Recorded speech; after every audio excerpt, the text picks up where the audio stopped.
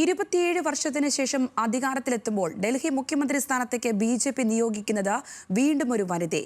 ABVP-യിലൂടെ മുഖ്യധാര രാഷ്ട്രീയത്തിലെത്തിയ രേഖ ഗുപ്തയാണ് ഇനി ഇന്ദ്രപ്രസ്ഥത്തിന്റെ ഭരണാധികാരി.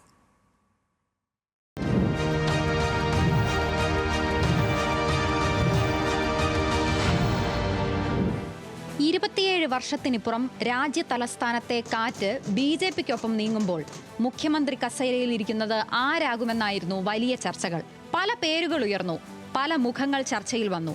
ഒടുവിൽ വനിതാ മുഖ്യമന്ത്രി മതിയെന്ന് ബി.ജെ.പി. ഉറപ്പിച്ചു.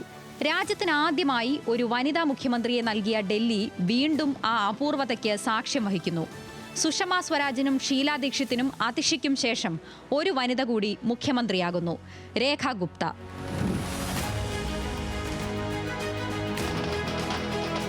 AAP-യുടെ ബന്ദന കുമാരിയെ 29,595 വോട്ടുകൾക്ക് പരാജയപ്പെടുത്തിയാണ് മുഖ്യമന്ത്രി സ്ഥാനത്തേക്കുള്ള രേഖയുടെ രാജകീയ വരവ്. സ്ത്രീകൾ നേരിടുന്ന പ്രശ്നങ്ങളിൽ ബി.ജെ.പിയുടെ ഉറച്ച ശബ്ദമാണ് രേഖ. സ്ത്രീ വോട്ടർമാർ കൂടുതലുള്ള ഡൽഹിയിൽ വനിതാ മുഖ്യമന്ത്രിയെ നിയോഗിക്കുന്നതിലുള്ള രാഷ്ട്രീയ നേട്ടങ്ങളും ബി.ജെ.പിയുടെ കണ്ണിലുണ്ട്. ഇന്ത്യയിലെ 21 സംസ്ഥാനങ്ങളിൽ അധികാരം കൈയാളുന്ന ബി.ജെ.പിയുടെ ഏക വനിതാ മുഖ്യമന്ത്രിയാണ് രേഖ.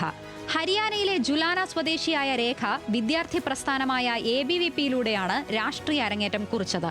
തുടർന്ന് വിദ്യാർത്ഥികളുടെ പ്രശ്നങ്ങളിൽ ഇടപെട്ട് നേതൃനിരയിലേക്ക് ഉയർന്നു.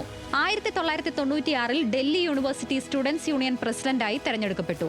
പഠനശേഷം പ്രാദേശിക രാഷ്ട്രീയത്തിൽ സജീവമായി. 2007-ൽ നോർത്ത് പീതംപൂരിൽ നിന്ന് മത്സരിച്ച് കൗൺസിലറായി.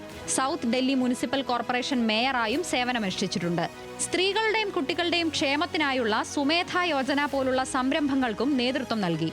മഹിളാ മോർച്ചയുടെ ജനറൽ സെക്രട്ടറി, ദേശീയ എക്സിക്യൂട്ടീവ് അംഗം, ഡൽഹി ബി.ജെ.പി. ജനറൽ സെക്രട്ടറി എന്നീ നിലകളിലും പ്രവർത്തനം. അരവിന്ദ് കെജ്രിവാളിനെ പരാജയപ്പെടുത്തിയ പർവേഷ് വർമ്മയെ തള്ളി ഡൽഹിയുടെ താക്കോൽ രേഖ ഗുപ്തയുടെ കയ്യിൽ ബി.ജെ.പി. കേന്ദ്ര നേതൃത്വം ഏൽപ്പിക്കുമ്പോൾ അതിനു പിന്നിൽ വലിയ രാഷ്ട്രീയ മാനമുണ്ട്. National desk, news Malayalam.